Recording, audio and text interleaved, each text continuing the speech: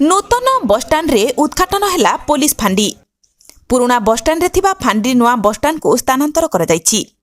संध्या समय पूजापाठ सह टाउन फांडी लोकार्पित होईछि।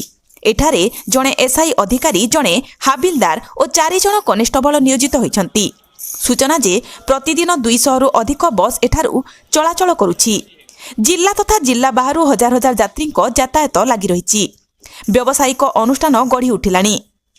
बसस्टाण्ड कार्यक्षम हेबा सहित सेठारे पुलिस फांडी खोलिबा निहाती दरकार रहितला। पुलिस भय नथिबारु अधिकांश समय रे गंडगोल लागुथिला।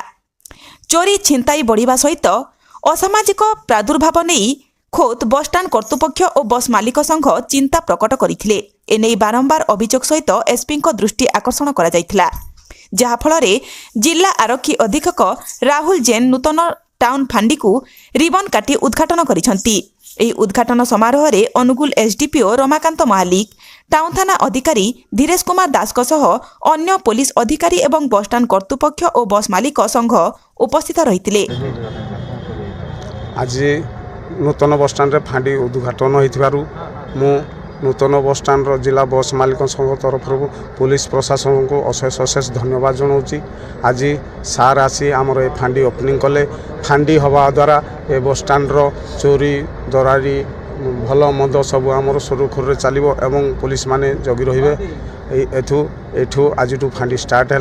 आउ किछि दिन भितर आमर बसस्टाण्ड शांति श्रृंखलार सह बसस्टाण्ड चलैया आम समस्ते निर्णय करूँ। सार आसिक उद्घाटन कले। अनुगुल टाउन आउटपोस्ट आगुरी फंक्शन करथुला हमर पुराना बसस्टाण्ड जो सेठी भी हमर पेट्रोलिंग रहिबो, किंतु जेहेतु एठी हमर लोकंकर यातायात बसस्टाण्ड नुआ बसस्टाण्ड हेछि, एठी भी प्रेशर रहउछि, पॉपुलेशन प्रेशर रहउछि, प्लस हमर गहली रहउछि एरिया, से दृष्टि रखी एठी आज उद्घाटन करछन्ती एसपी सर। कंटिन्यू करिवो। मु आशा रखुछि लोकंकर सेवारे ए फांडी निश्चित भाव में सहयोग करेंगे, लोक उपकृत हेबे, लोकंकर सेवा जोगेबे।